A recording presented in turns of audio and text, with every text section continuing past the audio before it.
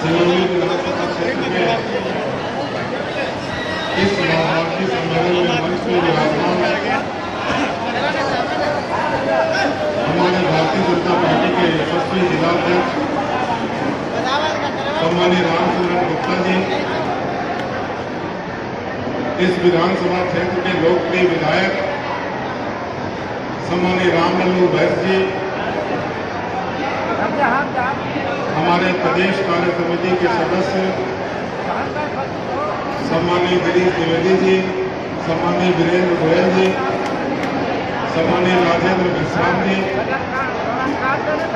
नगर निगम के अध्यक्ष सम्मानीय देवेश पांडे जी, सिंगरौली विकास प्राधिकरण के अध्यक्ष सम्मानीय दिलीप शाह जी, पूरा मंच भरा है और काफी देर से आप सब लोग बैठे हैं।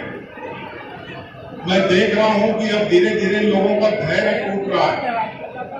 बहुत देर से भाषण आप लोग सुन रहे हैं, इसलिए सभी का नाम लेते हुए मंच पे विराजमान भारतीय जनता पार्टी के सभी श्रेष्ठ पदाधिकारीगण और उत्तर प्रदेश से आए हुए हमारे सिंगरौली मंडल और जयंत मंडल में विस्तारक के रूप में सम्मानीय वीरेंद्र केसरी जी, सम्मानीय प्रवीण श्रीवास्तव जी तथा यहाँ उपस्थित भारतीय जनता पार्टी के विधानसभा क्षेत्र सिंगरौली के सभी सम्मानित मंडल अध्यक्षगण, सभी जिले के पदाधिकारीगण, मंडल के सभी पदाधिकारीगण, मोर्चा के सभी अध्यक्षगण, पदाधिकारीगण, सभी कार्यकर्ता साथियों और भारी संख्या में आई हुई सभी हमारी बहनें भाइयों,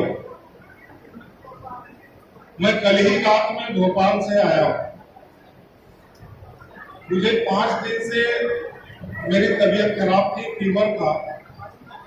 अध्यक्ष जी ने अनुरोध किया कि ऐसा ऐसा कार्यक्रम हम लोगों ने तैयार किया है, तो पहले तो मेरी मनसा हिम्मत नहीं हो रही, लेकिन अभी मैं बैठ के ये सोच रहा था कि यदि मैं नहीं आया होता तो मैं निश्चित रूप से अपने आप को कोस रहा होता कि इतनी सारी संख्याओं से, इतने बड़ी संख्या से लोगों से मुलाकात नहीं होता।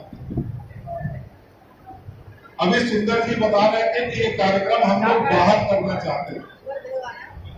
वास्तव में जो संख्या यहाँ देखने को मिली, मैं इसके लिए माननीय विधायक जी को और माननीय जिला अध्यक्ष को तथा उनके लगे हुए सभी कार्यकर्ताओं को बधाई देना चाहता हूँ कि अभूतपूर्व कार्यक्रम आपने किया है।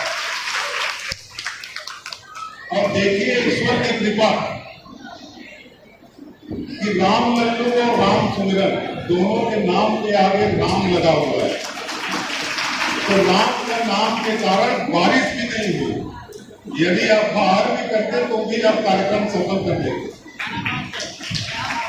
मैं देख रहा हूं कि बड़ी संख्या में यहाँ माताएं बहनें आई हुई हैं। बहनों से जुड़ी हुई तमाम योजनाओं के विषय में अभी हमारे पूर्व वक्ताओं ने आपसे बात की है। उसी योजना को फिर से दोहराने की आवश्यकता नहीं है। मैं थोड़े शब्दों में कुछ उदाहरण के साथ आपसे अपनी बात करना चाहता हूं। अभी जिला अध्यक्ष जी बता रहे थे कि 1,000 रुपया महीना सभी बहनों के खाते में आया है। यहाँ बहनें बैठी हैं, लगभग सभी के खाते में 1,000 रुपया आया हुआ है। हम लोग अभी प्रदेश अध्यक्ष जी के साथ एक जगह कार्यक्रम में गए थे जनसंपर्क के नाते, तो वहां जिस घर में हम लोग गए, अध्यक्ष जी अभी देवरानी जेठानी की बात कर रहे थे, तो संयोग से वहां 3 बहनें थी। तो अध्यक्ष जी ने पूछा कि किनको मिला है 1,000, इस घर की कौन है बहन? तो किसी ने बताया कि इनको मिला है 1,000, फिर किसी ने बताया कि इनको भी मिला है 1,000, फिर किसी ने बताया कि इनको भी मिला है 1,000। वो तीनों देवरानी जेठानी ही थी, तो 12 के 36,000 हो गया। फिर वहीं पे किसान, 3 किसान बैठे हुए थे, वो भी बताए कि हम लोग भी किसान कल्याण निधि के तहत साल भर में 12,000 रुपया पाएंगे। तो वो भी अगर जोड़ेंगे तो 12 के यहीं 36,000 हो गया, और यदि दोनों 36,000 को जोड़ देंगे तो 72,000 हो गया। लेकिन माननीय शिवराज जी ने कहा है, जैसा कि अभी पूर्व वक्ताओं ने भी आपको बताया, कि आने वाले समय में 1,000 से बढ़ा के 3,000 कर देंगे। तो जब 3,000 रुपया एक एक बहनों के खाते में जाएगा, और यदि 3 बहन हैं एक घर में, तो आप सोचिए कितना हुआ, एक बहन को 36,000 मिलेगा, तो 3 बहन को 1,08,000 रुपया मिलेगा। और यदि उसी घर में 3 किसान हैं तो उनको भी 12,36,000 मिलेगा। मतलब एक घर में 1,44,000 रुपया एक घर में जाने वाला। ये चिंता करने वाला कभी क्यों नहीं हुआ? आजादी के बाद से लगातार निरंतर 60 वर्षों तक कांग्रेस की सरकार रही। अभी हमारे संचालक सुंदर साहब जी आपको बता रहे थे कि जब देश में पूर्व प्रधानमंत्री ये कहा करते थे कि हम 1 रुपया यहाँ से भेजते हैं और 15 पैसे ही जनता के बीच में जाता है, और यदि वही व्यवस्था अभी तक रही आई होती तो शायद बहनों के खाते में 1,000 जो पूरा गया है वो भी नहीं गया होगा। तो ये चिंता संवेदनशील मुख्यमंत्री ही कर सकता है। आज मध्य प्रदेश की तस्वीर बदली, लेकिन मध्य प्रदेश में अभी बहुत सारे काम करने बाकी, बहुत सारी आवश्यकताएं अभी पड़ी हैं।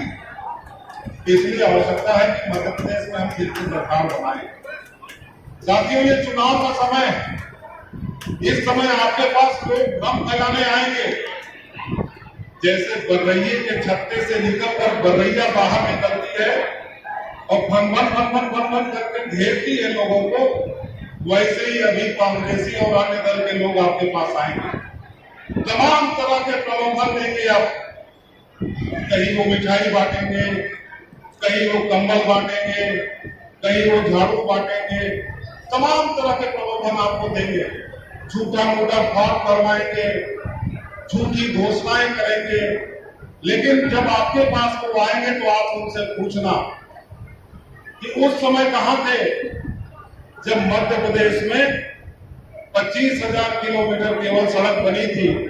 अब आज इन 18-19 वर्षों में 4 लाख किलोमीटर सड़क बन गई। उस समय कहां थे जब मध्य प्रदेश में 2900 मेगावाट बिजली बना करती थी। आज मध्य प्रदेश में 26,000 मेगावाट बिजली बन रही है। उस समय कहां थे जब मध्य प्रदेश में हमारी बहनें नहीं आ पाती थी, बच्ची को पेट में ही मार दिया जाता था।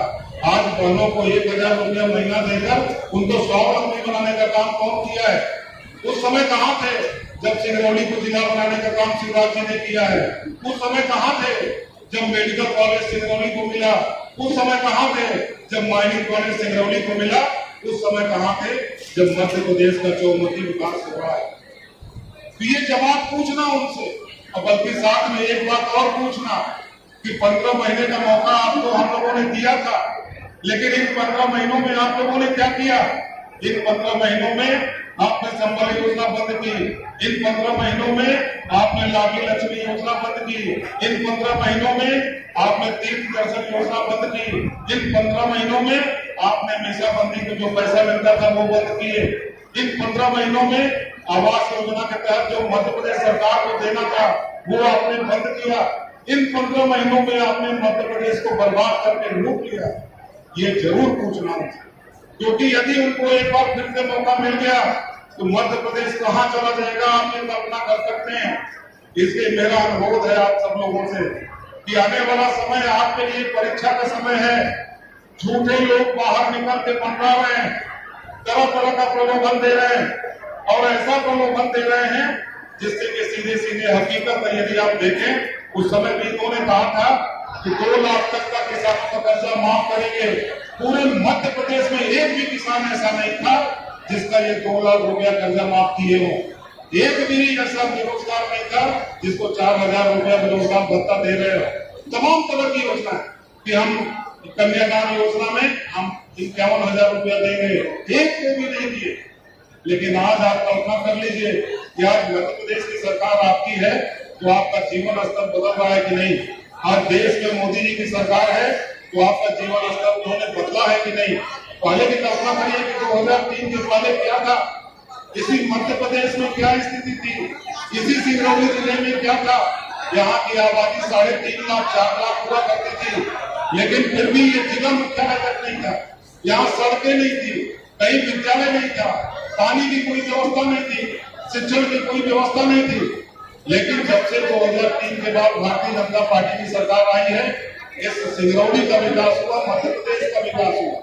मध्य प्रदेश में जब शिवराज जी ने गद्दी संभाली थी तो बीमारू प्रदेश हुआ करता था, आज विकसित प्रदेश में मध्य प्रदेश खड़ा है। मेरा अनुरोध है आप सबों से कि आप सब लोग एक बार और शिवराज भैया को मौका दीजिए। मैं बहनों से पूछना चाहता हूँ, यदि आपके लिए शिवराज भैया ने कुछ किया है तो हाथ खड़ा करके उनको आशीर्वाद दीजिए कि आप फिर से शिवराज भैया को वोट देने जा रहे हैं। मैं बहनों से अपेक्षा करता हूँ कि आप अपना हाथ खड़ा करके शिवराज भैया को आशीर्वाद दीजिए। निश्चित रूप से आपका आशीर्वाद उनके साथ है, आपका प्यार और आपका स्नेह उनके साथ है, क्योंकि इसके पूर्व में भी कई मुख्यमंत्री हुए, इसके पूर्व में भी कई प्रधानमंत्री हुए, किसी ने कभी किसी की तवज्जो नहीं ली।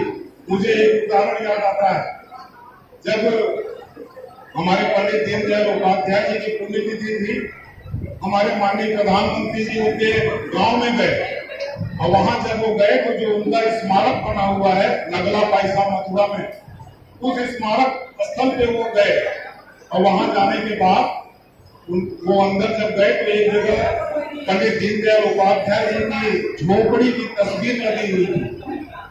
प्रधानमंत्री जी उस तस्वीर के सामने खड़े हो गए और वो गौर से उस तस्वीर को देखने लगे। मड़ई की फोटो थी उनकी, उनकी आंखों से आंसू बहने लगे। वहां पत्रकार भी थे, वो पत्रकार प्रधानमंत्री जी से पूछे कि प्रधानमंत्री जी आपने फोटो देख के क्यों रोने लगे? तभी उन्होंने कहा कि जो देश को एकात्म मानववाद जैसा ये दिया है ज्ञान, जो देश को इस दिशा दिया है, वो इस छोटे से मड़ई या छोटे से झोपड़ी में रहता था। वही प्रधानमंत्री आवास योजना उनके संकल्पना में आई, वहीं से उन्होंने तय किया कि किसी भी गरीब के सिर पे छत बाकी नहीं रहेगी, सबको पक्का मकान बना के देंगे। पहले भी आवास योजना चला करती, आप सब लोगों को याद होगा, पहले जो आवास योजना चलती थी उसमें 12-15 हजार रुपए आपको मिलते। आज जो आवास योजना चल रही है वो आपको दिख रहा है। कुछ बताने की आवश्यकता नहीं, यहाँ जितने भी लाभार्थी बैठे हैं ऐसा कोई नहीं होगा जो किसी न किसी रूप में सरकार की योजना का लाभ उनको न मिला। लेकिन अभी बहुत सारे काम करने बाकी हैं। यदि आप चाहते हैं तो निश्चित रूप से आपको ये संकल्पित होना होगा कि आपको भारतीय जनता पार्टी की सरकार बनानी है। इसलिए मैं ज्यादा समय न लेते हुए, चूंकि अभी 3:30 बजे एक कार्यक्रम है जिसमें माननीय प्रधानमंत्री जी लाइव आने वाले हैं, उसमें माननीय विधायक जी को भी जाना है। मैं बस एक नारा लगवा के ये बात अपने खत्म करूंगा। मैं कहूंगा मध्य प्रदेश बनाना है, आपको कहना है कमल का फूल खिलाना है। बोलिए मध्य प्रदेश बनाना है, मध्य प्रदेश बनाना है। मैं कहूंगा बोलो बोलो क्या खिलेगा? आप बोलेंगे कमल खिलेगा, कमल खिलेगा। बोलो बोलो क्या खिलेगा? बोलो बोलो क्या खिलेगा? इसलिए मेरा अनुरोध है कि आप सब लोग कमल के फूल के साथ रहिए। आप सब लोगों की जो विकास की धारा है वो निश्चित रूप से अभी अंत नहीं हुई है। इसी सिंगरौली में और भी विकास होते आप देखेंगे। आप सब लोग, आपकी उपस्थिति और आपकी ऊर्जा और आपका उत्साह देखते हुए ये लगता है कि आपने ये ठान लिया है कि सिंगरौली जिले की तीनों विधानसभा की सीट आप जीत के लाएंगे। इसलिए मेरा अनुरोध है कि आप दोनों हाथ उठाकर एक बार ये संकल्प यहाँ से लेकर जाएंगे कि हम भारतीय जनता पार्टी के कोई भी प्रत्याशी होंगे उनके लिए पूरे तन मन धन के साथ खड़े होंगे और शिवराज सिंह को फिर से मुख्यमंत्री बनाएंगे। बोलिए भारत माता की, भारत माता की।